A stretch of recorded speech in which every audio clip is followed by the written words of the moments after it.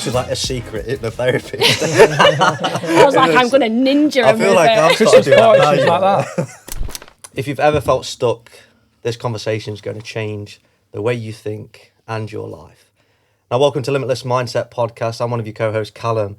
But we'll talk about me in a minute. I've got two amazing people sat, one to the right, one to the left, and I want to introduce them. And yeah, you all right? Yeah. Okay. I want to introduce them. So first, let's start with our other co-host, Craig. Go. Who are you, Craig? I am Craig Gibson, a father, husband. This is where he goes all soft in hypnotherapy, honestly. Yeah, you did say I do that, don't you? You do it every time. That was definitely a hypno voice. Yeah. When you start going direct, Because I have to settle the globe, you know what I mean? I have to... I'm Craig Gibson. Right, let's do it with a bit of flair. I'm a dad. I am Craig Gibson. I am a mindset coach.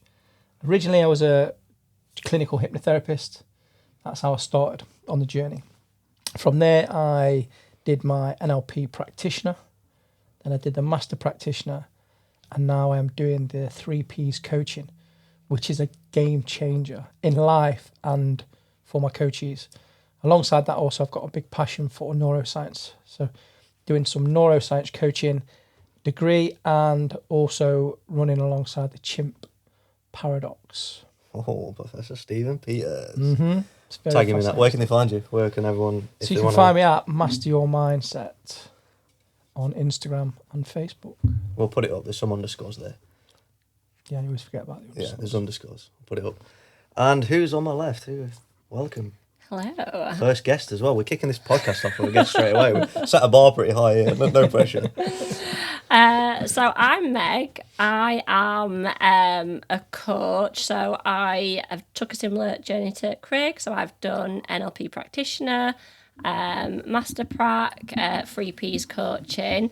I do coaching with addiction as well. So I've done addiction coaching specifically.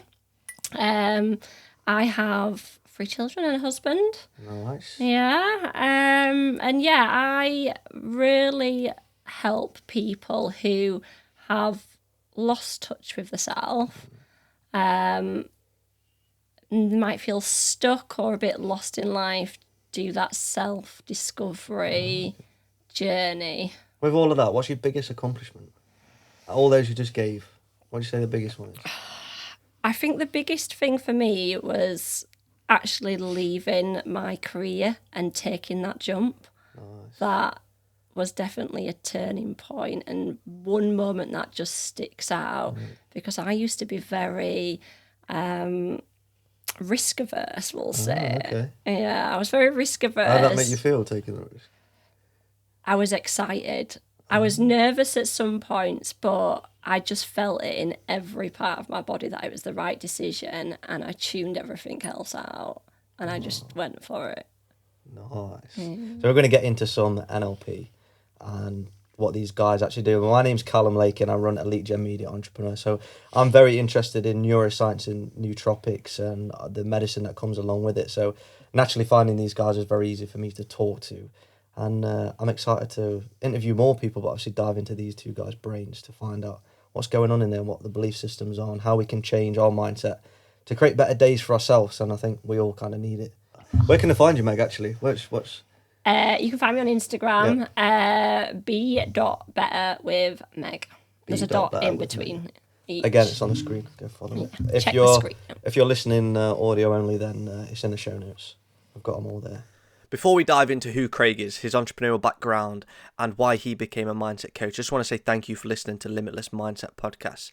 It's our first podcast, and we're going to interview many more people, not only NLP practitioners, and not only hypnotherapists or mindset coaches, but people that have faced adversity themselves and their mindset shift. This is a place that you're going to come to break through any limiting beliefs, to make you think better, to think clearer, and to truly believe that anything is possible when you set your mind to it.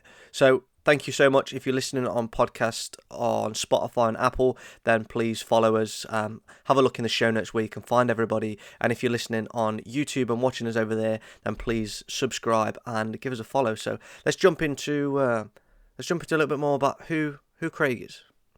So I've sold half of the tanning shop in Mapley. How did you sell half of it? You cut it with a brick knife. This side's my It's like house. a 2 piece of sunbeds cake. of mine, then 2 sunbeds of yours. Is that really how it is? No. I was gonna say.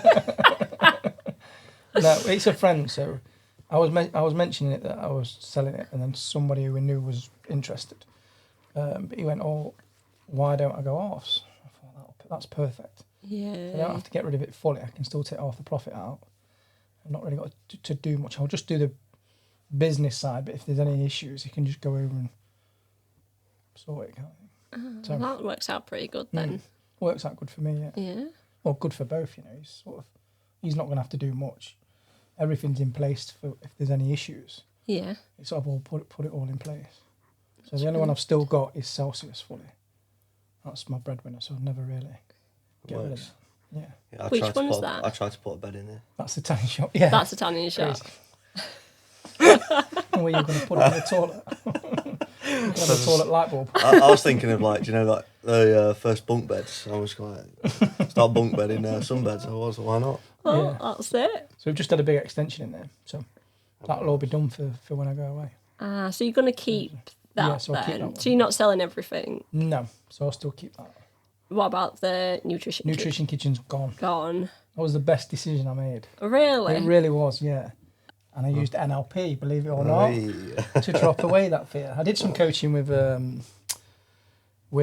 I should really remember her name. Cut this bit out. Tina. Tina, thank you. Yes. Yeah. I remember we paired up, you see. Oh, really? Yeah. So I did some coaching with Tina, Yeah. and straight away it dropped out. I knew what I had to do. Yeah. But it was still difficult because you still hold on to thinking, you know, it's a very profitable business. Yeah. It's a lot of money. You think, shit, what are you going to do? But as it was, my business partner had half of the tanning shop in Hapley. So I had all that back, plus a little bit of money. Yeah. So that was fine. And then when I put everything into my changing from hypnotherapy to mindset coach, Yeah. just blew up. I don't Full even of know what I was focus worried there. about. I've made 3 times as much as what we're making. Really? in That's nutrition amazing. kitchen. Yeah. Yeah. But it's the thing, is it when you drop away the fear, Yeah. you know, and your mindset's different, Yeah. it opens doors. Yeah. You know. I've got something similar at the minute, actually, because I want to sell one of our houses. Well, I've got a gut feeling that I should sell one of our houses. That means you're going to do it, right? Yeah. Yeah. It comes and then that fear kind of slips in a bit, and it's a bit like, is it a bad mistake if you sell it? Like, what if it, you know, is worth a lot of money in the future, blah, blah, blah. And then them kind of things come in. But I want to sell it because I want to do more investing, and then obviously we're moving to Australia, so that it's a massive lifestyle change, and at the minute we wouldn't be able to do everything that we want to do. No. We'd have to kind of make the money as we go, whereas I feel if we sell that, it would give us opportunity to invest in other areas and also allow us to set up how we want to over there. I think you should do it. Yeah. It makes sense to do. Yeah. It? Yeah. Makes complete sense to me. Yeah, but like that fear that's there, it's like that. Well, we've had him for so long now. It's like part of the family. It's like I'm hoarding. I don't want to let go.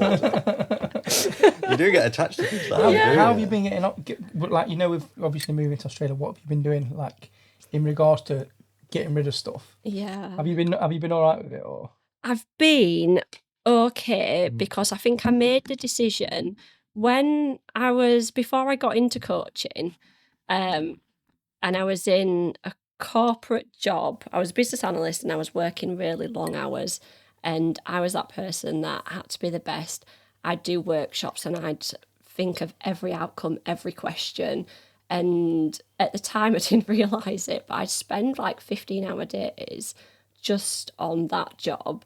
And then when I found, I got to a point where I was like, this isn't working for me. I knew I didn't want to go any further up the ladder. Do you know that a bit with like the away from values? Yeah. I think I was trying to get away from where I'd been in childhood to a certain place. And when I got there, it wasn't what I wanted that. You really have that feeling like I knew that I didn't want to go any further, and I knew that that wasn't the right path for me, but it was such a big part of my identity and what I'd worked for. I was like, I don't know what I needed to do. So when I made the decision to do coaching, I had that mindset where to allow me to do that, I had to sell things because I needed the money to fund that sort of that side of the business. So I worked and did it part-time, but I funded, like I sold my car and I sold my designer stuff. And what I found is all that stuff that I'd accumulated was more out of that ego side of me, whereas like I thought I needed the perfect car and I thought I needed the perfect house and the perfect job. And then when that started to fall away through doing NLP, it was so easy to get rid of the stuff. Yeah. It actually felt refreshing. Now I've got a 2008 Corsa and I park it in the car park. I don't care if somebody I was saying when I went to bangs Bali. into it. I'm in a tranny van, it's fine. That's It's even got highway maintenance on the back. Incognito. Are you sure on your mindset, coach? Yeah. if the kids feel stuff like all that sort of pressure but that was there to keep things perfect isn't there anymore. So it's like if you don't have the designer clothes and you spill some on yourself, it doesn't actually matter. So it's so easy Takes to away get a lot of rid of. stress, anxiety, a lot of Yeah. pressure on keeping things perfect, doesn't it? Yeah. Do you feel like, so this is a concept or like, this is a pattern that I've noticed with perfectionism. Whether it's linked or not, I'm not sure whether it's a coincidence, but I've seen it a few times where people are spending a lot of money on designer stuff when they're also a perfectionist. Is perfectionist linked to not being good enough? So that's why you strive for perfection, and that's why you have to look like you're wearing design. Or that's the chimp. Wearing designer clothes. Yeah. Yeah, I think there's definitely, for me anyway, there was definitely an element of... I had an element of that when I was a lot younger. Yeah. When I first learned to same. drive, like I needed a new car.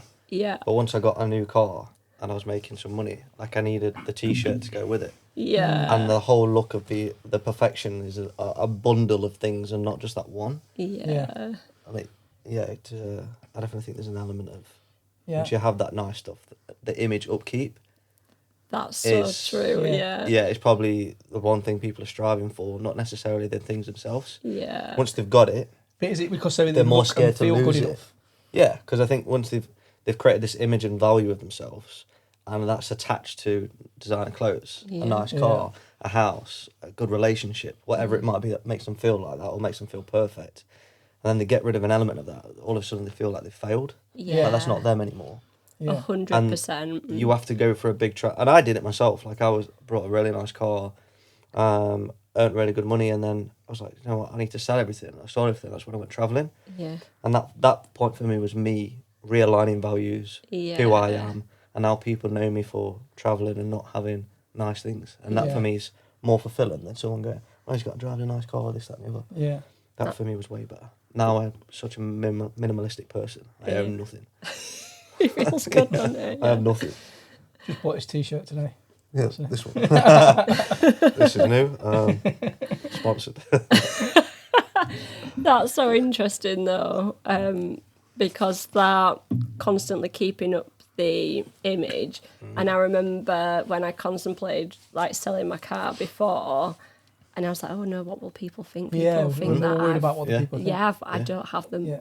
I don't have the success that I used to have, and it stopped me. I brought a new car because I didn't want to turn up in clients' houses with an old rubbish car, and I was like, my brand image means more to me than the personal bit, which was a good move for the business. But I'd attach nothing personal to it. Yeah, like it means nothing to me. I used to work for a company, and when we used to go and not collect money as such, but if we used to doing prices, who's got the oldest car? Right, we're going in yours. Honestly, In the oldest car. Yeah, you never turn up in a new car. No. Not if you're putting a big price in. Do you know what I mean? No, people don't like it. Yeah. He gets the back. Whoever's got the oldest car has to drive. Yeah, and then if I go to the job, I'm going in my van. all the gears in my van, I'll go to the job and I'm like, oh, okay. Like, but Yeah. then if I'm like, want to be a bit more serious and Yeah. a bit of a different image, I go in the car. So it's funny how we do that, isn't it? It is, It's crazy. yeah. Do you think any of that's dropped away since you've been doing the 3 Ps coaching? 100%. I Yeah. think what 3Ps really helped me with is that responsibility. I felt I've always been that person that helped other people, fixed things, the first person that people called when there was a fire, for example, you know, like a metaphorical fire.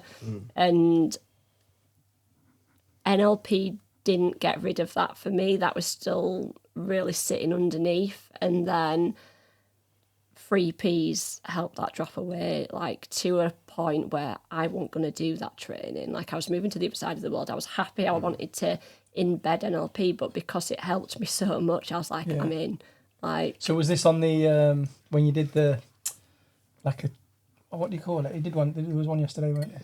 yeah, it was because I did this. I did the 3 sessions with Steve. Oh, okay. Yeah. Salesman, he loves it. Oh doesn't he? yeah, yeah. And I was like, I'm off to Australia. I'm not going to do it. But like, Yeah. he was, just because of how much it helped me, and I physically felt it drop. Yeah. But then the luxury with 3Ps is the more you do it, like even when we did that session together, Yeah. look what happened there. Like that was coming back to actually, who am I when I'm not that person?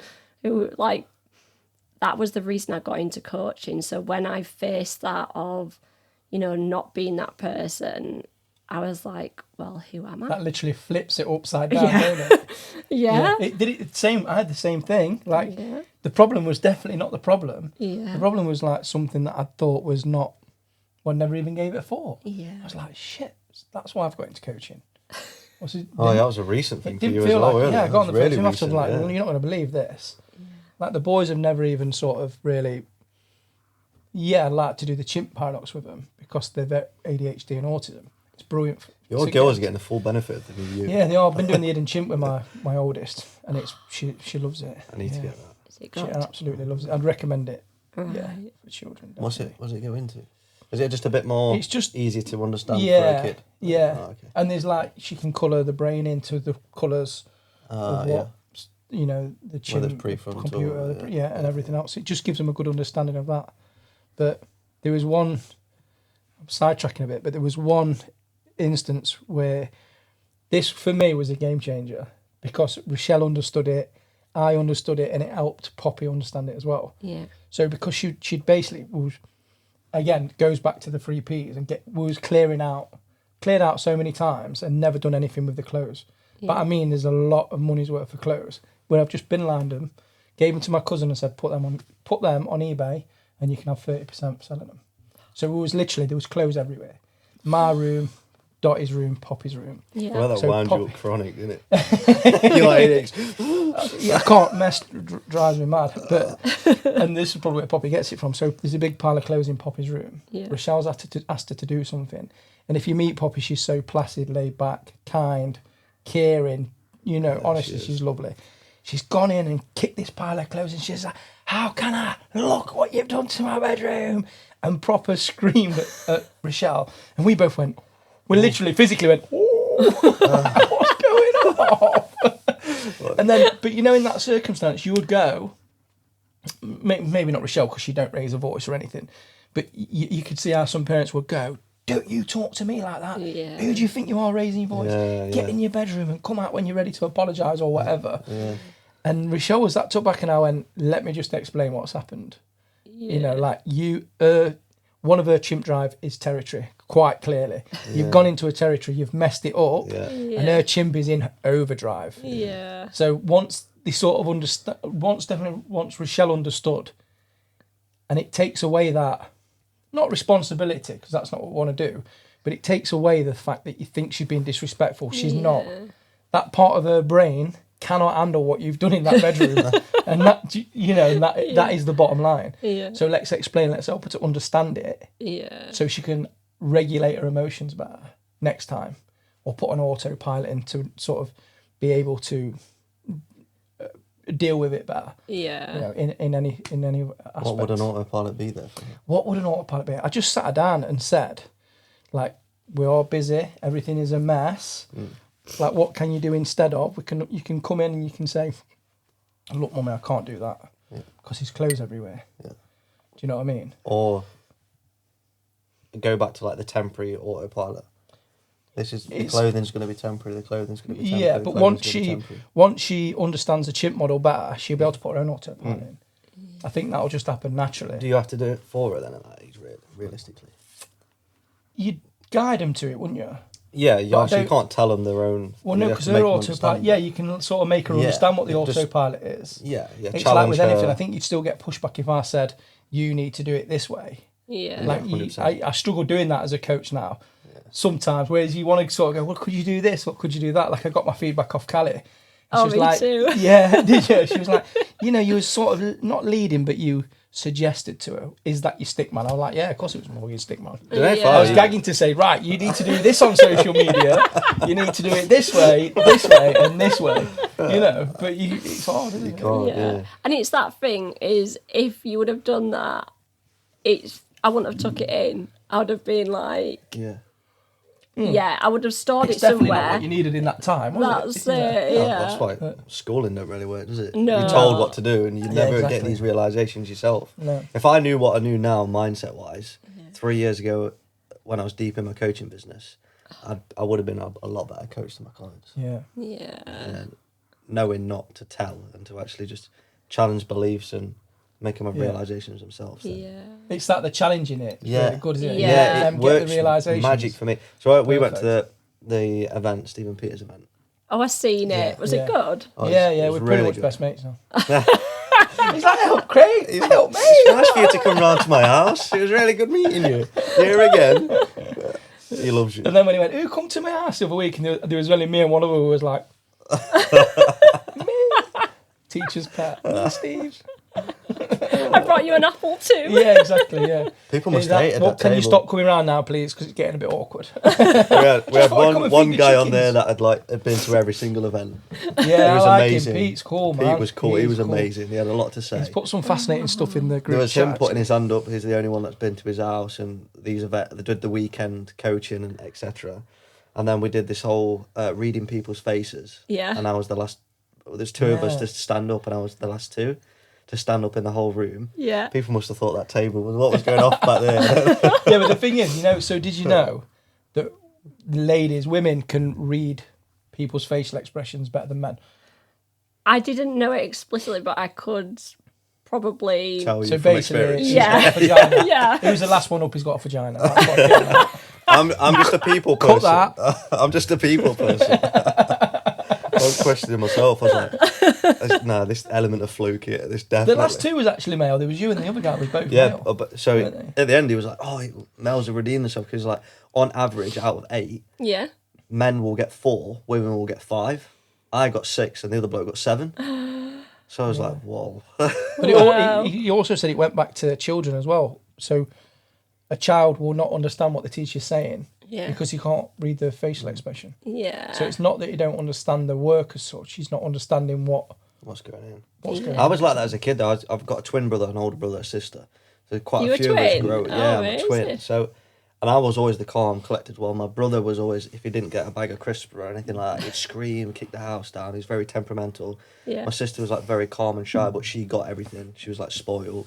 And then my older brother was like, tries to be the leader, but not quite there. Yeah. And I was always the one in the room, kind of like reading it, seeing who's what. I was kind of like, all right, putting pieces together. Yeah. If my brother was crying and kicking the room down, I'd go tell him, I was like, you haven't got a bag of crisps now, but you can get one later. Yeah. Like, you don't need it now. Go relax. And at like 3, 4, 5, 6, I was that person. Yeah. So you were conditioned in childhood to pick that up. Yeah. Yeah. So it was. Yeah, I wonder if that's the thing actually. You know, like if you've with trauma as well. Like, are you sort of more inclined to read the trauma in the room, or if somebody's angry and aggressive, would you always look for that? Well, it was either. God, I've got loads of stories now. It's all coming back to me. It was even when my mum and dad was splitting up. We all had a takeaway and we sat on, and they was having like a conversation in the kitchen. Yeah. And I was sat there to my brother and sister, and I was like, yeah, they're split. Mum and dad splitting up. They're not going to be together. And they was like, no, they're not. And they just carried on watching telly, eating the Indian. They come in screaming and shouting, saying, that's it, I'm leaving your mum, blah, blah, blah. And they did split up that day. And I realised that 10 minutes before it even happened. Yeah. So, Just being able to pick it up. yeah. That's mad. Maybe I'm just in touch with the human side. My chimp's in a box. The chimp's under control. That's a good thing. Yeah, it is. It is a good thing. Yeah. But I think what you were saying about the teaching the kids around what to expect or about autopilot or temporary autopilot, just that understanding. Like when we first did the NLP practitioner, I remember thinking they should teach this in school. Yeah. Same. Like they don't teach you how the mind works and how to get the best out of it. And if you knew that, you might not take it all on, but even if you had some concept of it, you'd be able to understand that some of the things you feel and you've got control over it and the stuff you can do. 100%. Yeah. How far does it go? Because like the teachers are taught as well. Yeah. And then the teachers are taught. Yeah. So where does the problem got to fit in? still- And we got to go to that primary school teacher and go, you need to teach this now. Yeah. Because they're not going to be able to learn it themselves. Someone's going to have to teach them the Like proper everyone should meanings. do a neuroscience course. So as before to they're get allowed to be into, teachers. before you're allowed to even teach students, you've got to be taught by. But it's still the neuroscience same. and stuff like that. We're teaching kids the same as what we're teaching them in the 70s and 80s. Yeah. Nothing's changed. But It's yeah, it's like teaching a 2025. fish to climb a tree. Well, yeah, and we'll put a you're couple grading of everyone the same as Yeah. me. It's just, Yeah, it's literally, weird. yeah. It's weird. Yeah. You line them all up. And It's mad, it's like being in a cattle market. Line them up, teach is. fish to climb a tree, grade them. Oh, you're a C, you're an A, so you're better than him, you'll get a better job. Yeah, nice. How does that make a kid feel? I was a youth. Made me feel awful. Yeah, this Unmarked. is I was working nights at the time, packing Unmarked. books. I was, honestly. I was working from a young age. I needed dough. Do you know what I mean? Yeah. This is not, sitting at this chair is not making me no money No. at all. I can remember I was working at a place called Linus. I bet Unmarked. they'd get I shot love now. Yeah, I used to go put my name on and literally fall asleep. Really? Yeah, I didn't get any grades at all. Yeah. None. You don't need Weren't them. bothered. You don't need them. And I was still making, I can remember Mr. Wheatcroft, he actually put on my book, you will always be late. And he was fucking right. That is one thing I will not argue with. He was right. I am always late. Well done. Time doesn't exist. Time does not Not exist. in my world, mate. Not in my world. Oh, it is crazy, that is. Yeah. Good old Mr. Wheatcroft. I wonder what he's doing now. My first job was in a nursing home, but I wasn't academic at all. I got one GCSE, which was English, which astonished me because I couldn't spell for love nor money. Neither could I. No, I was in one of those special groups at the side where they give you extra help. But I redid them when I got older. But yeah, Did you find it easy when you got older? Do you know what was really weird? Is that I had a better belief that I could. I remember being in primary school and high school and just feeling like I couldn't do the work. Yeah. Like I just felt like I couldn't do it. And I remember in year 9, and there was doing his options and things. I was like, I really need to sort myself out because I was in like the bottom sets and my GCSEs were coming up, and from that point I really tried, but I'd missed, like what maths is like. If you miss the foundation of maths, you've got no chance of picking it up. Yeah. I only had like one teacher that really believed in me, and it was actually a girlfriend's teacher at the time. And I never did any work with him at all. Yeah. So I started going to, it was the same as me, it was like exams were coming up, and I was always told I'm not going to do it good. I was failing every exam. I was like, no, right, I need to do this. Yeah. And I ended up walking away with A's and B's, and English was the only one that I failed. But in maths, I was like putting the bottom set. Yeah. And just going to this after school club with a teacher that believed in me and going through it all, I got 8 straight away. Yeah. And that was within a year of just learning to an exam. So I'm like, well, I've just wasted 5 years of learning. I could have done this in Just one. turned up. Yeah, I just turned up and I done it. Like, Yeah. I started learning my own teaching methods then. So I was Yeah. like, I knew how to teach myself. I knew how I worked. I knew my belief system. I knew what I could do to make myself better. And when you realise that you can learn and Yeah, you take it in, 100%. you're like, oh my God, I now can do it. I can read a Same book. through NLP. Like, Yeah. I was well out of my depth. I can read, write, do all that stuff. And I went back to college to be a joiner, reset my English. Yeah, it was so easy. similar to me, It was so easy. I was like, why did I struggle for this so many years? Like, Do you think that was a turning point because you'd done it and then that installed the belief that you are capable? yeah, 100%. And then that went from there. Yeah, 100%. 100%. I had that pinnacle moment of when I seen that reward system there, I was like, oh, I can do this. And I wanted that again and again. That made me feel good. Yeah. Then I started learning more of my own teachings. Yeah. And now I just don't stop learning. Like, He like starts frigging spitting different languages out. so if I go to a new country, I'll learn the language. Like, I drank a nootropic drink. I know everything about nootropics. Yeah. I started editing and working with cameras. I know everything about a camera and DaVinci Resolve and editing softwares and S-Log3 and 422 10-bit colour. And I'll just go off on anything.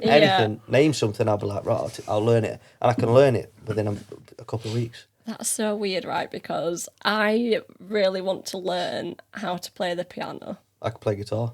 Can you? I learned that in 3 months. Yeah. And the language thing, like I've got 3 things on my list of things that I want to do. 1 is learn the piano. 2 is a language, which is French, for no other reason than I love how it sounds. Bonjour.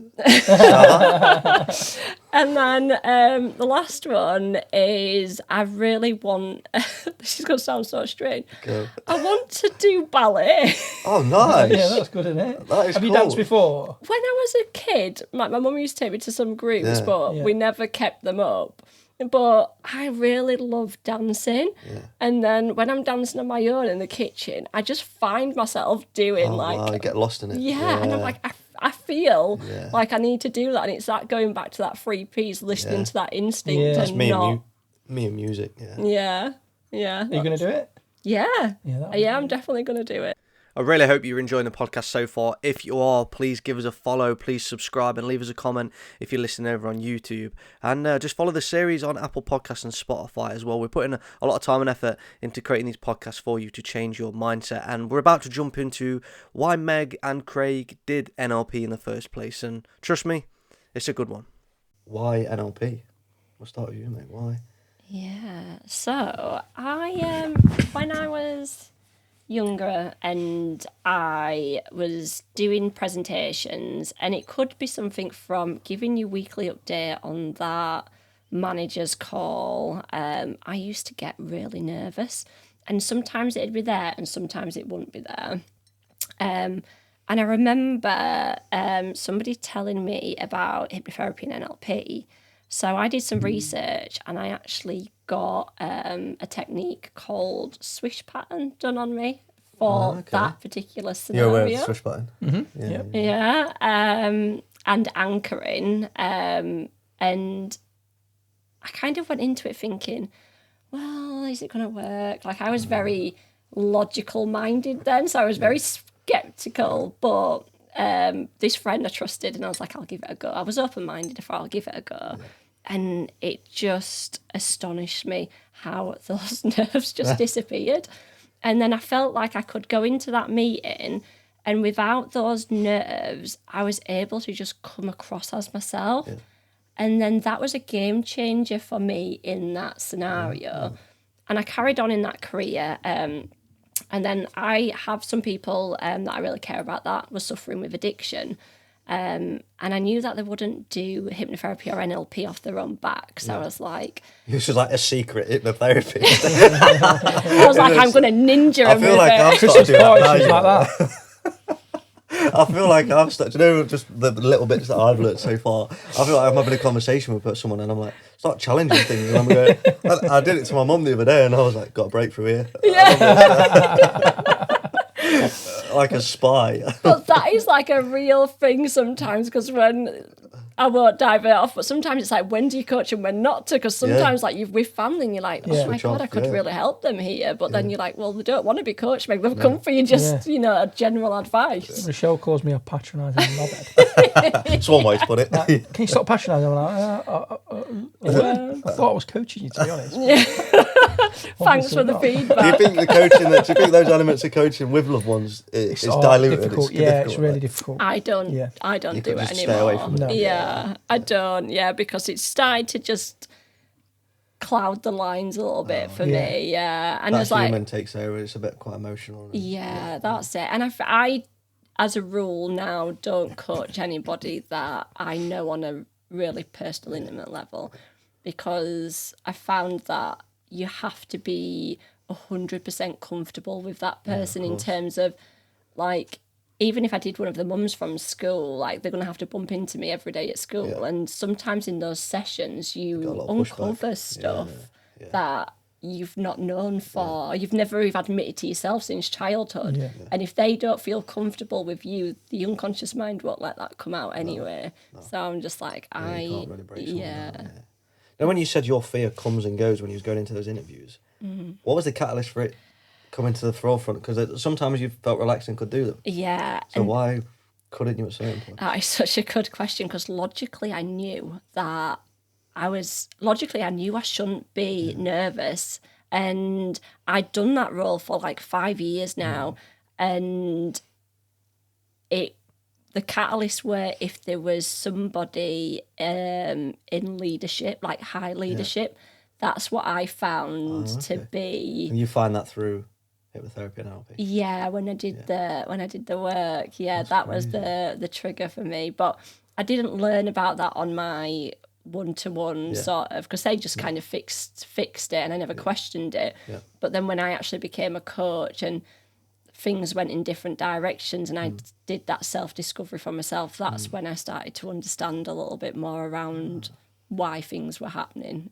That's great. So you had some big personal learnings from being a coach. Yeah. Becoming a coach. Yeah. Have you had the same? Even still now, when I coach, I still get insights from coaching. Yeah. That's crazy. It blows my mind. In fact, recently, even this week, the coachee left, and I was like, oh my God, I've been doing this. Why have I been doing it like that? Or not about the coach, but in life.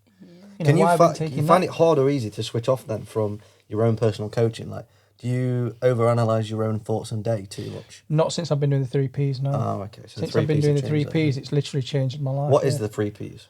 The 3 Ps is...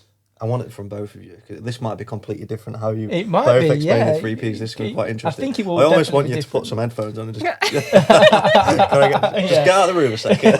Yeah. So to me, it's about just, my main point is bringing somebody, or myself, a coachee, just out of the thoughts, out of the ego.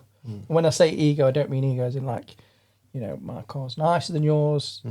As such, it's more them thoughts, that the thoughts and the worries that we have, that people might hold about us, or that we might think the world perceives us in a certain way, or that we perceive ourselves in a certain way. Yeah. So just coming out of them thoughts and just listening to what we need, what the heart needs, what the true self needs. Yeah.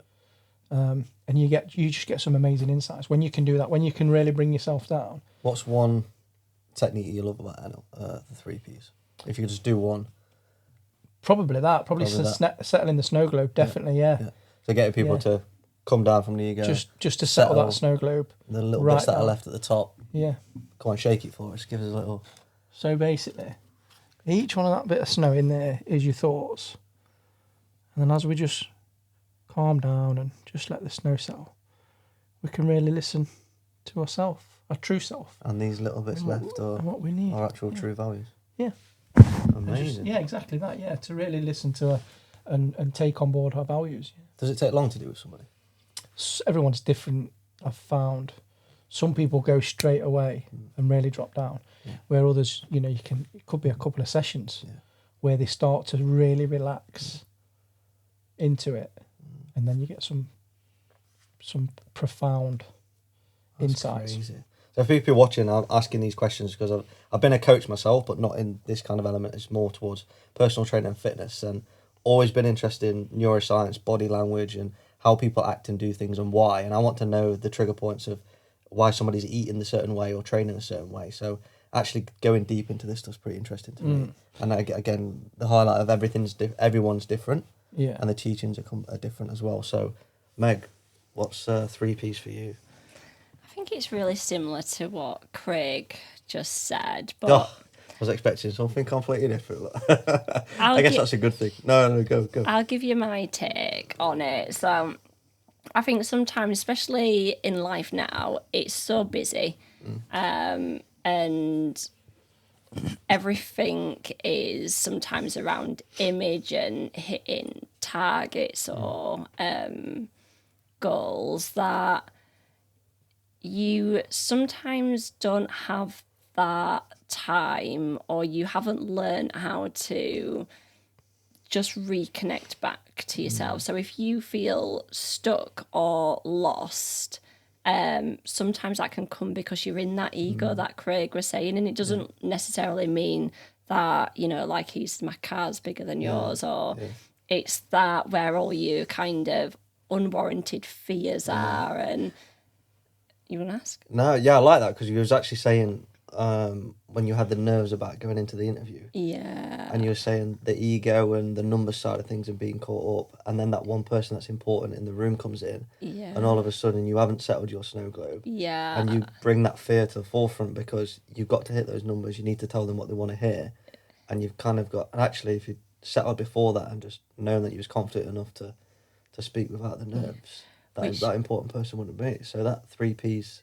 How you interpret it is quite interesting, actually. Yeah, that's it. And we was talking off camera earlier about me dancing sometimes before I went into those I think calls. we got that on camera as well, actually.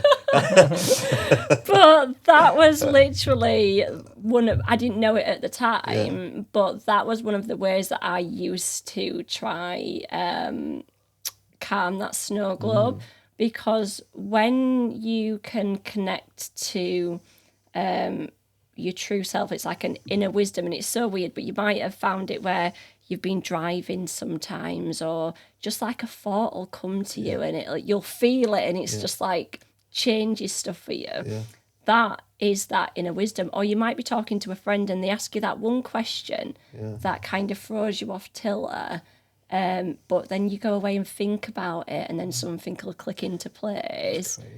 Yeah, that is that inner wisdom. But what I find is when I talk to clients who come to see me, they've lost touch with that. And sometimes people haven't listened to those instincts, those gut feelings. They think, oh, well, this is just adulthood. It's my responsibility. Yeah, this is just what being a grown-up is, and it's not. It's crazy because we do it a lot through the day. Yeah. Looking ourselves in the mirror, brushing our teeth, putting our shoes on, that little pause before we stand up to walk out the door, the deep breath, the locking the door and standing there, then get into your car. We do all these bits of reflection throughout the day to kind of settle and do that, but we lose touch with it all the time. Yeah. We don't actually listen to ourselves. We just go through the process and the movements and don't change. Yeah, 100%. And the more you don't listen to it, the quieter it becomes. Yeah. So can you numb that then? Can you literally ignore it and just start numbing it down? Yeah. What's one tip for someone to bring that back up then? To start listening to yourself again in reflection. Pause and reflect. Pause and reflect. But putting an autopilot in as well. Ah, okay. So when you actually feel yourself doing it, staring, brushing your teeth, looking out, so I've actually sort of realise that you're going into that reflection stage. My one's the red light, so the anchor in. So you get to the red light, okay. Instead of going... Oh, would you call it an anchor? I'd call it an anchor, yeah. I'd call it an anchor because I've anchored it in. Yeah. But so it's you've still a gone reflection. every time I get to a red light. Every time I get to a red light, my anchor is to reflect. My autopilot, my brain knows. Okay, that red light's on. It's time to reflect. So you settle. But listen to how we've just. But I think me and Meg are quite connected anyway from the work we've done. Cool. But listen to how everything's just settled, hasn't it? It has, yeah. We've basically we've connected, and we've just settled the snow globe.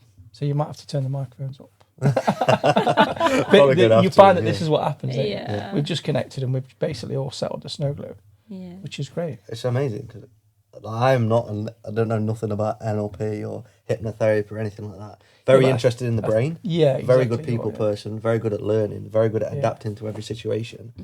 And this stuff really interests me. So to actually break things down. I love asking questions. This is why podcast is great for me. I'm like, I want to know more. Tell me more. Found your calling. I've noticed with Steve as well. Steve, when I jump on with him, he settles my snow globe, and I never realised he's been doing this until now. Yeah. Because I am very... Yeah, because I'm very bang, bang, bang. You know, because I'm always rushing her out, or I'll be late getting on the call or whatever it might be. And he'll ask me a question to sort of get yeah. And then now I go, he's setting it my snow globe. Whereas before, I never, until obviously did the 3 Ps, I didn't realise what he was doing. But I am very like a bull in a china shop. When did you start working with Steve? 2023, 22. 22. Practitioner. Couple of years. Would have been 22, wouldn't it? Time just merges, doesn't it? Because I was trying to think of the same thing. I think it's 22. Yeah. So you was doing the same teachings, you was paired together. How do you two know each other? Well, I had to check this morning. I was like, was we on? Because I was going to do a story about it. And I was Did like, you come was on we on for a practitioner? day? I must have done. I think you might have come on for a day as like a guest. Sorry, I did. You know why? I missed 3 days because of work. Yeah. I got called in. We had somebody sick and I had to go and do some chefing.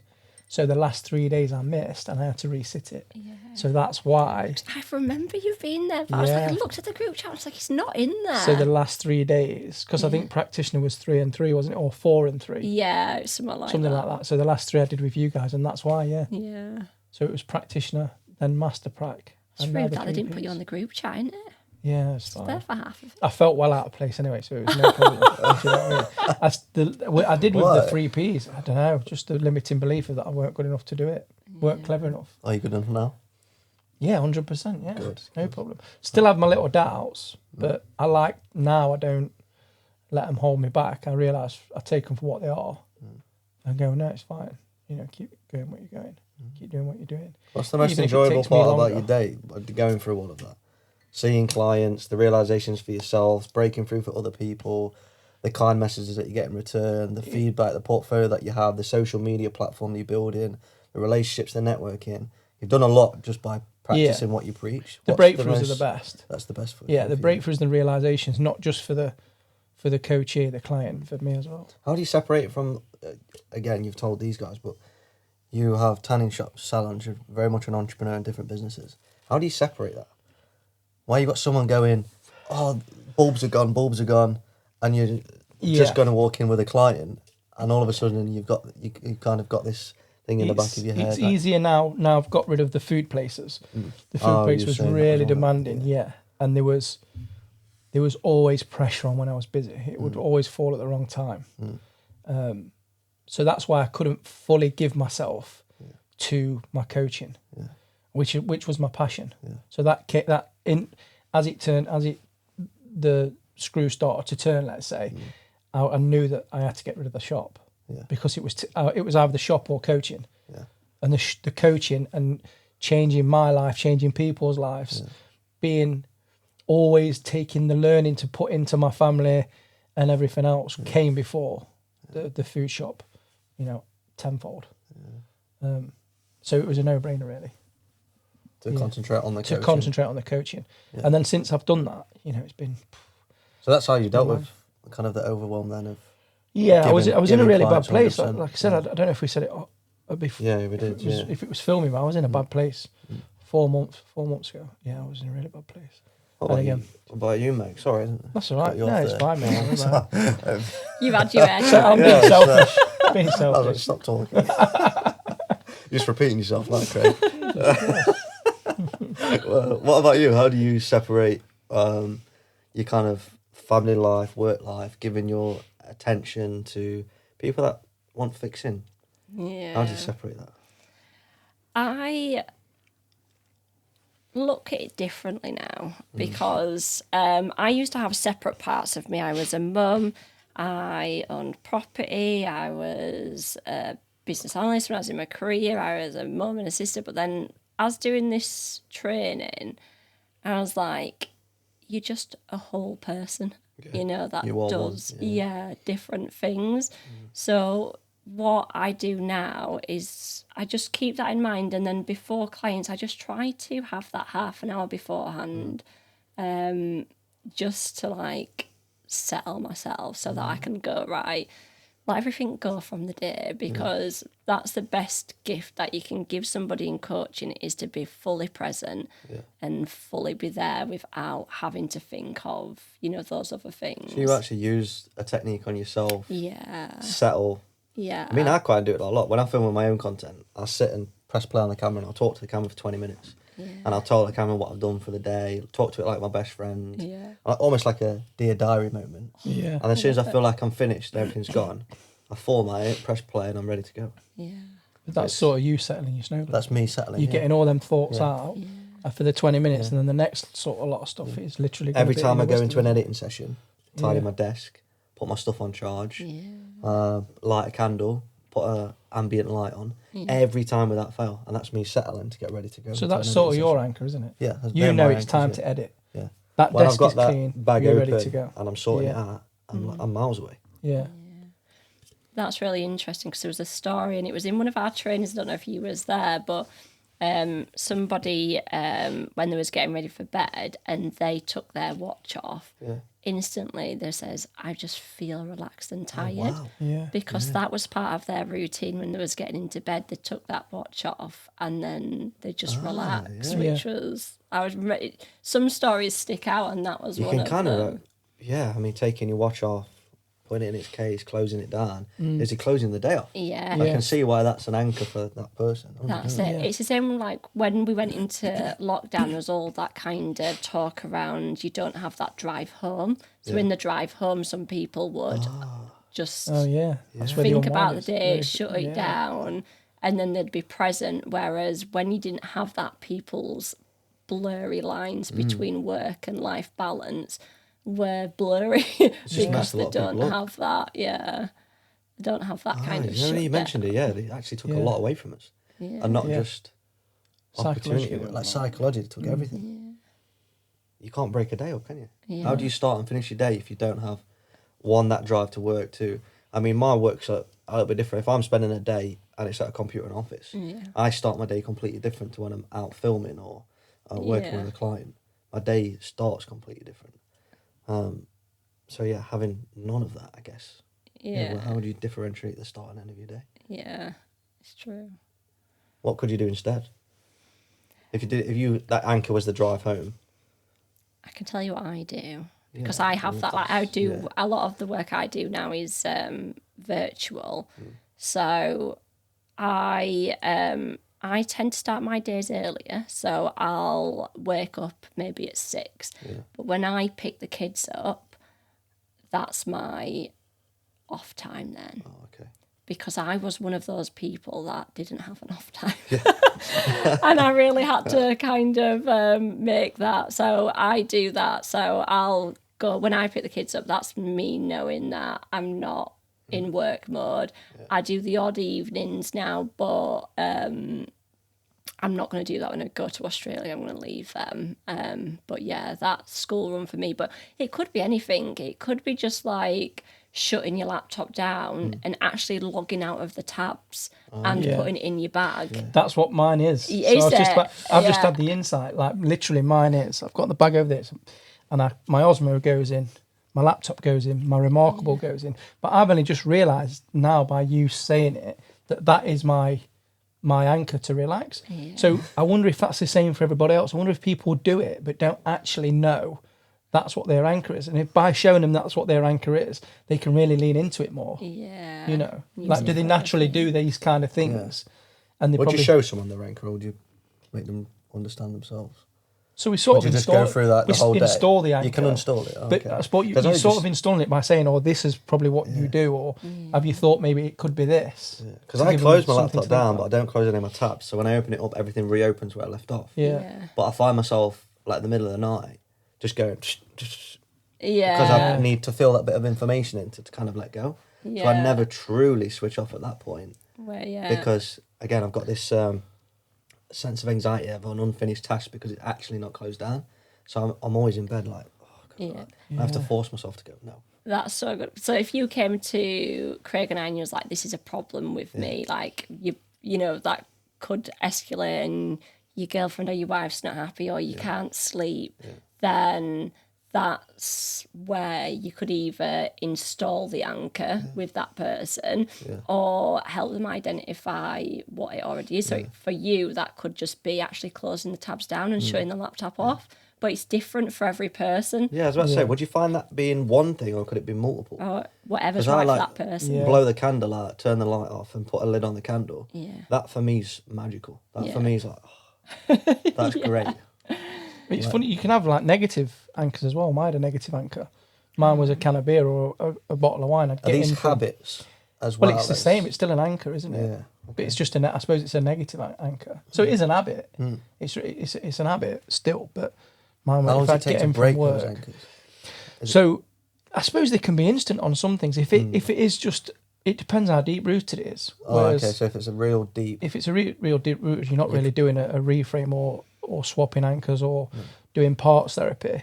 Whereas what I use parts therapy for drinking, because I associated with opening that can, and that was to me was relax time. Okay. Do you know what I mean? Yeah. So that was an anchor. That was me knowing that's it now. Nobody wants anything from me. I'm chill. Do you know what I mean? But I just swapped it in parts therapy. What else could I do to get that? But looking back now, you could just set an anchor up, and that probably would have fell away. So it depends how deep that anchor is. So if I was addiction, if I was like addicted and I go right to whatever it might be, and I go, okay, if you don't stop, you're going to die tomorrow. The likelihood of you stopping is probably quite high. But if you go, all right, you're probably going to be okay for the next 6 months, 7 months, 8 months, but we need to start making changes now. I'm most likely not going to quit tomorrow. I'll quit in 2 months because I know I've still got a bit of time with myself to kind of understand and realise. How would you approach that? That is so interesting because as part of the 3 Ps, it talks about space and matter and time. Okay. So it's how the human brain will use Space, matter, time. Yeah, it's how the human brain will use time in exact that way. And then in addition to complicate things, some people you could like put a gun to their head and say, if you don't stop drinking, I'm going to shoot you. And that would work on some people and not with others. Other people, you do it to the kids. Sorry, but mental images should use something else, then that would be their trigger, but they don't have that care for themselves.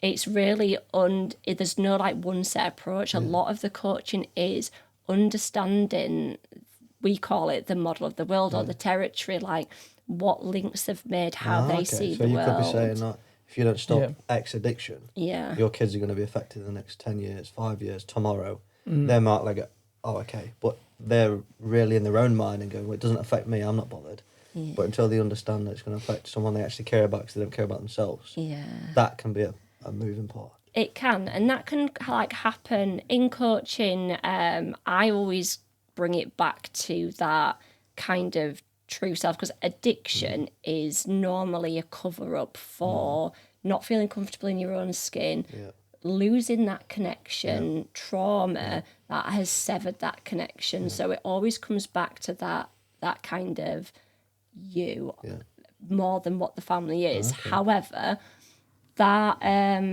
part of it, you hear stories, like I've done a lot of research into why some people stop drinking and other people don't. And like one story I heard was he never wanted to stop smoking. He was really happy stopping smoking. He was really successful and that's what he did. And nobody could convince him. And then one day he stopped smoking, and he's wrote about it in his book.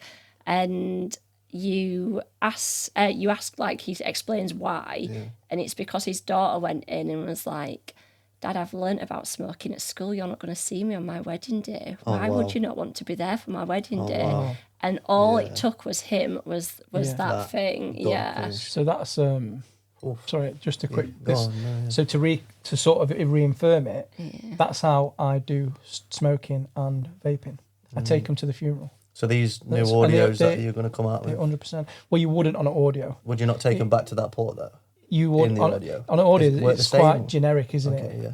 Whereas I would find out what their triggers is. Someone might not have a family, so the funeral might not, may or may not work. So when you say you take them to the funeral, you take them mentally, go above that situation, I'd do a script and I'd say, go forward, look back on it, go back, look forward on it. Is it still there? Well, why you're there, I'd just say, you see 5 chairs, you see such and such. Let's go back to like linking to the chimp paradox then, because when you said you don't really see time, and it comes back from that time thing of the addiction. The chimp doesn't have a time.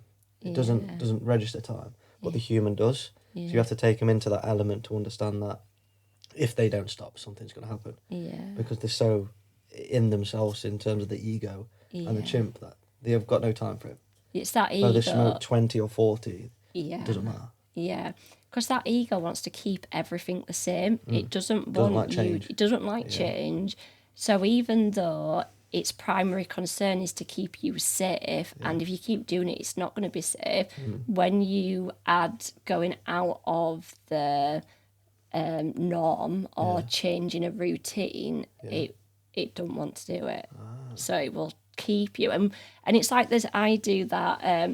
If you cross your arms, everybody crosses their arms a certain way, but then if I asked you to cross them a different way, it feels strange, doesn't it? Yeah. And that's exactly the same when you try to break them familiarities, those habits that you don't even know are habits, those daily routines. Like you'll have a certain way you brush your teeth, you know, that you won't even. And it's be crazy because our conscious partners will of. pick up on that and go, "Hey, how you do that?" You go, "Well, do what? It's not a problem to you, is it?" I'm going, "You leave a bit of beard shaving trims around the sink. I'm not bothered about it." But your girlfriend or wife, whoever goes in and goes, "Can you stop doing that?" Yeah. You put your toothpaste on the side and not in the packet. Or leave the These lid off beliefs, the I'm not bothered about those for me. Do you know what I mean?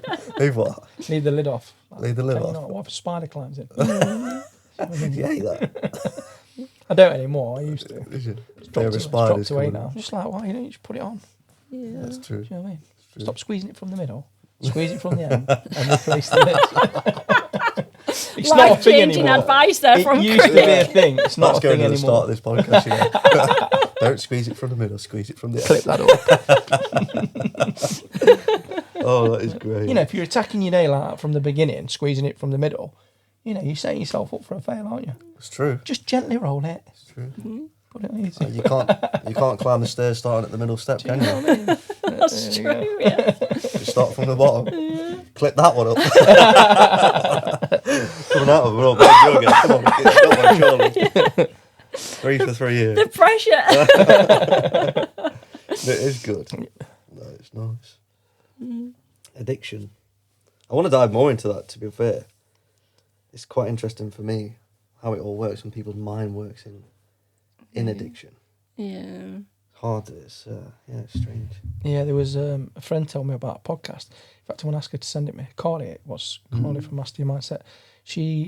I've heard about it before, but it's a study on rats.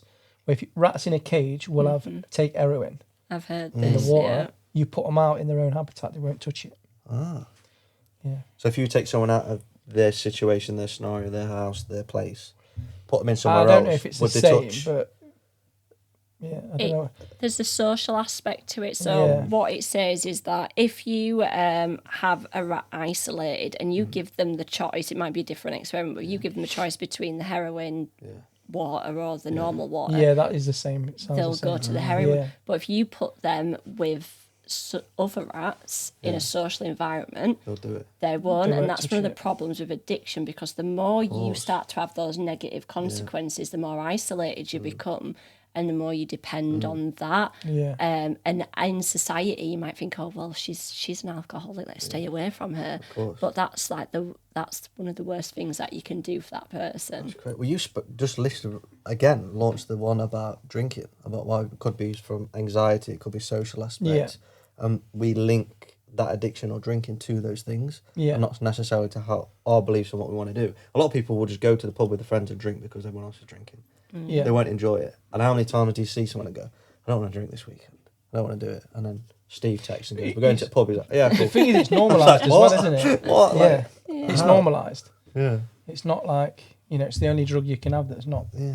All week, your best friends go, I'm not going to the pub this week, I'm not going to the pub. I don't like drinking, I hate drinking, I hate how I feel. Put a Snapchat on, Instagram, Facebook post, we're all at the pub. It was that was one habit for me. Like every time I went to get any food from a restaurant or anything else like that, I would order a pint and I wouldn't drink it. But it was an habit. Yeah. Like, what do you want? I'll have a San Miguel. I did that yesterday why have I at dinner ordered time, that? to be fair. I still sometimes order it now and don't drink it. Really? Yeah. She was like, why do you do it? I was like, don't know. It's an old habit that I'm yet to break. You've got a new one Just sat there, recently. just chilling. You've got a new one recently. What's that?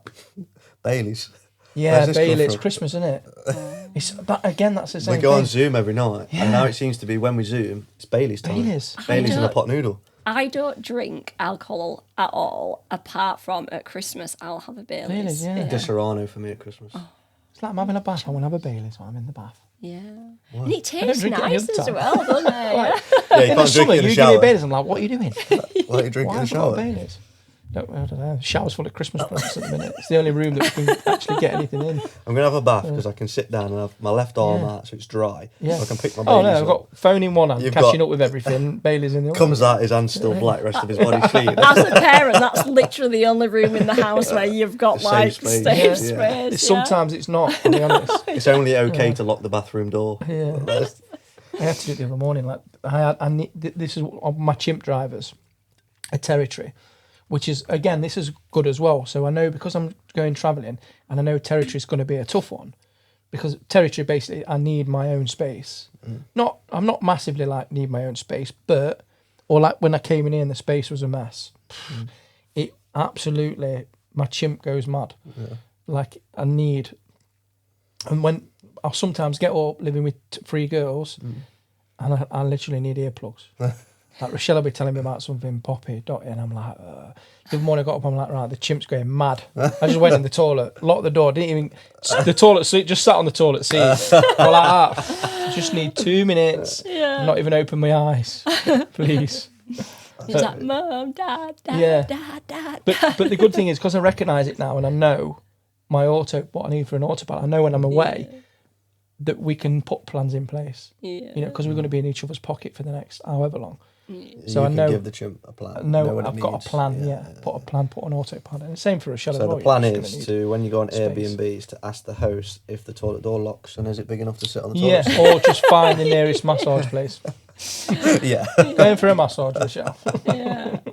Oh, I'm going to see your bank balance. A clean massage, by the way. Massage. A clean You're in massage, Thailand, remember? might I add. Craig's off to Thailand for a massage is all I heard. Let me know how it goes. Yeah. But, guys, thank you so much for watching. We're going to carry on this conversation, but without you guys and without this mic. So, see you soon. Thank you very much. Thank you, Meg. You're welcome. Thank you, Craig. Thank you, guys. It's been an See you absolute soon. pleasure. Thank you so much for listening to the first episode of Limitless Mindset Podcast. I've been your host, Callum Lake, and we've also had Craig Gibson and Be Better with Meg. Now, if you want to find any of us, it will be in the show notes and the description of wherever you are listening or watching us from. I can't wait to bring you the next episode shortly, but again, thank you so much for listening to episode 1 of Limitless Mindset Podcast.